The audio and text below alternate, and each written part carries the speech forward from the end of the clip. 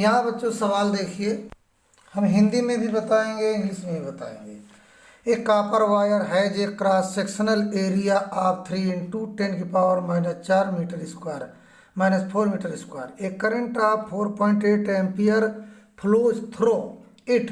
Find the current density in the wire. Hindi में देखते हैं कि तांबे के एक तार का अनुप्रस्थ काट का क्षेत्रफल 3 × 10⁻⁻4 मीटर स्क्वायर है। इसमें 4.8 एम्पियर की धारा बह रही है। तार में धारा घनत्व ज्ञात कीजिए। तो यहाँ पर क्रॉस सेक्शनल एरिया, जैसे यहाँ पर लिखा है क्रॉस सेक्शनल एरिया है, कोई तार है, मान लीजिए तार है ऐसे मोटा, इसको हम यहाँ से ऐसे काट दें, तो ये जब काटेंगे यहाँ पर हम, तो ये जो एरिया होता है, ये जो गोल गोल ये, इसी को क्रॉस सेक्शनल एरिया कहते हैं। इसी को हम अनुप्रस्थ काट का क्षेत्रफल कहते हैं। क्षेत्रफल जितना बड़ा होगा उतने तार मोटा होगा, है ना। तो यहाँ पर जो है एक कापर वायर है जो cross sectional area 3 × 10⁻³ × 10⁻⁴ metre square, ये 3 × 10⁻⁴ मीटर स्क्वायर है। और यहाँ पर 4.8 जो है एम्पियर का करंट बह रहा है। तो फाइंड द करंट डेंसिटी, आपको यहाँ पर धारा घनत्व ज्ञात करना है, धारा घनत्व, है ना। करंट डेंसिटी ज्ञात करना, जे का मान निकालना है। करंट डेंसिटी को जे से हम वो करते हैं, प्रकट करते हैं। तो इस सवाल को मिटाते हैं, यहाँ पर आइए लगाते हैं सवाल को। तो हम लिखेंगे area of cross section, area of cross section,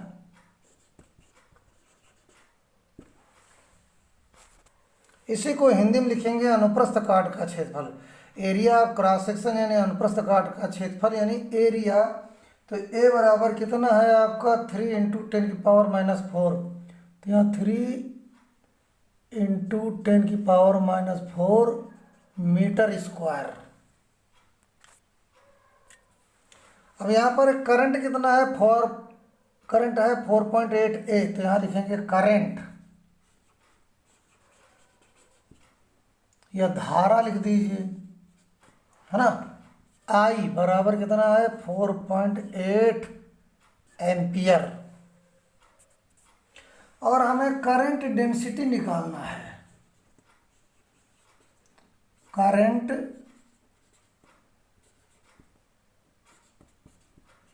in the wire, जे को हमें निकालना है।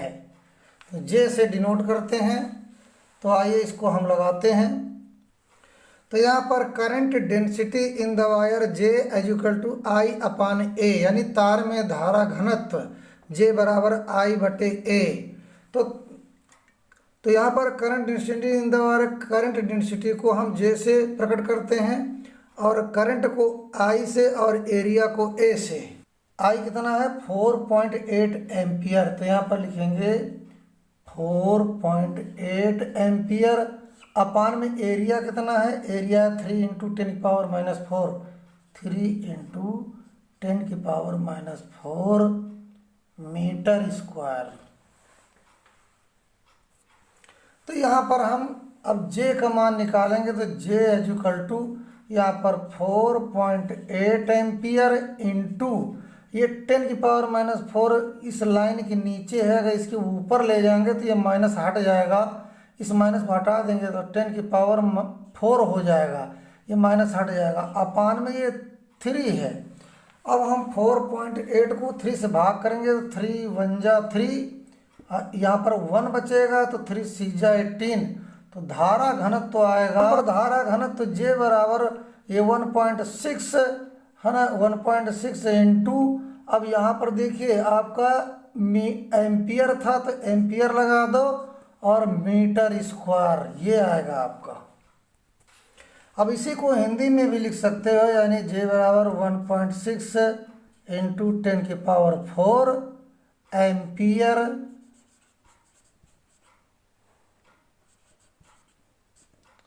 Metre square.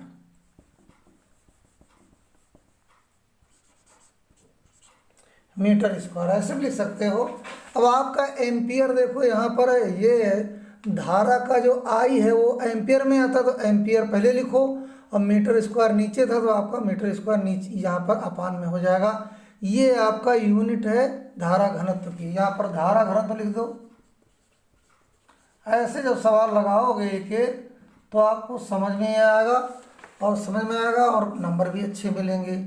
आइए बच्चों, धन्यवाद बच्चों। हाँ, एक वीडियो रोज डालेंगे जिससे आपको समझ में आए, ज़्यादा टाइम आपका नहीं लेंगे और आप इसी तरह समझते चलें।